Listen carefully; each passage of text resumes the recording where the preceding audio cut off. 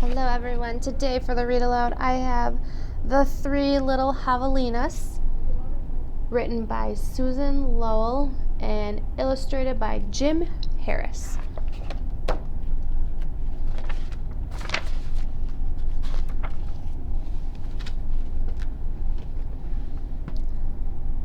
Once upon a time, way out in the desert, there were three little javelinas.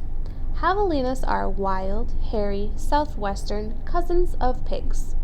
Their heads were hairy, their backs were hairy, and their bony legs, all the way down to their hard little hoofs, were very hairy.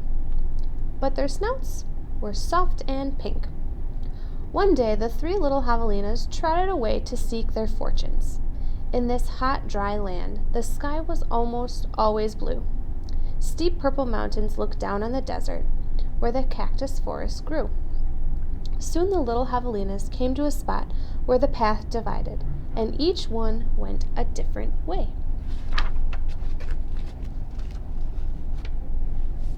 The first little javelina wandered lazily along. He didn't see a dust storm whirling across the desert until it caught him. The whirlwind blew away and left the first little javelina sitting in a heap of tumbleweeds. Brushing himself off, he said, I'll build a house with them. And in no time, he did. Then along came a coyote.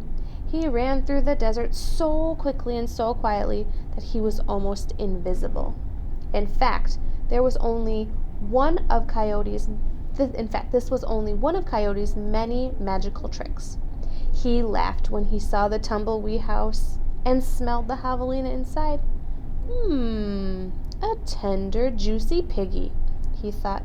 Coyote was tired of eating mice and rabbits. He called out sweetly, little pig, let me come in."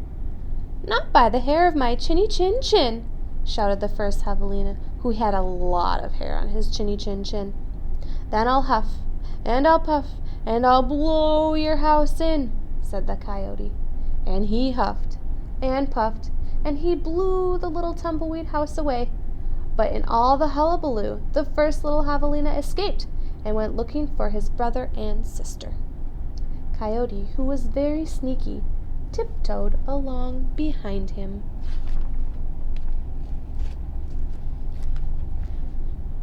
The second little javelina walked for miles among giant cactus plants called saguaros. They held their ripe red fruit high in the sky, but they made almost no shade, and the little javelina grew hot. Then he came upon a Native American woman who was gathering sticks from inside a dried-up cactus. She planned to use these long sticks, called saguaro ribs, to knock down the sweet cactus fruit. The second little javelina said, "Please, may I have some sticks to build a house?" "Hau," she said, which means yes in the language of the desert people. When he was finished building his house, he lay down in the shade. Then his brother arrived, panting from the heat, and the second little javelina moved over and made a place for him. Pretty soon, Coyote found the house.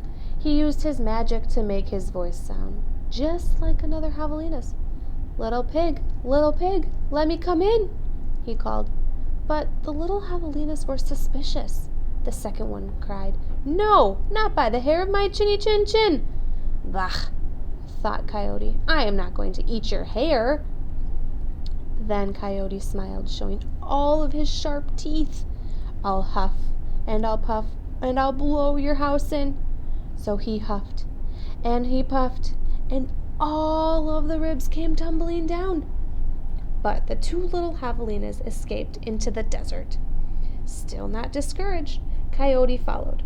Sometimes his magic did fail, but then he usually came up with another trick.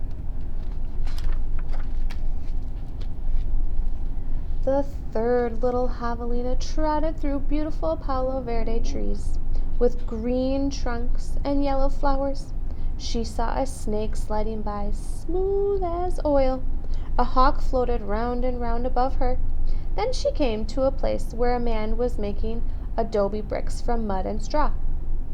The bricks lay on the ground, baking in the hot sun. The third little javelina thought for a moment and said, "May I please have a few adobes to build a house?" "Sí," answered the man, which means yes in Spanish, the brickmaker's language. So the third little javelina built herself a solid little adobe house, cool in the summer and warm in the winter. When her brothers found her, she welcomed them in and locked the door behind them. Coyote followed their trail.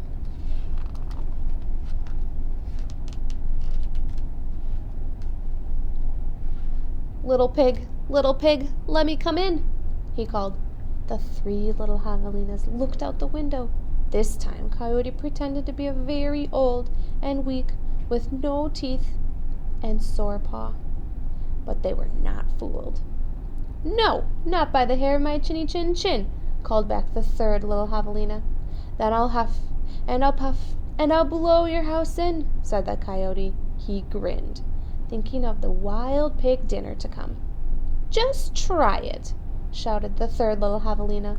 So Coyote huffed and puffed, but the adobe bricks did not budge. Again Coyote tried. "I'll huff, and I'll puff, and I'll blow your house in." The three little javelinas covered their hairy ears, but nothing happened. The javelinas peeked out the window. The tip of Coyote's raggedy tail whisked right past their noses. He was climbing upon the tin roof. Next, Coyote used his magic to make himself very skinny. "The stovepipe!" gasped the third little javelina. Quickly, she lit a fire inside her wood stove. "What a feast it will be!"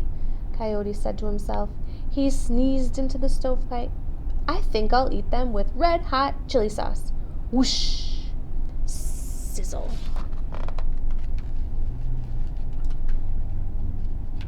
Then the three little javelinas heard an amazing noise. It was not a bark. It was not a cackle. It was not a howl. It was not a scream. It was all of those sounds together. Yip, yip, yip, yow! Away ran a puff of smoke shaped like a coyote. The three little javelinas lived happily ever after in the adobe house. And if you ever hear a coyote's voice way out in the desert at night, well, you know what he's remembering. The end.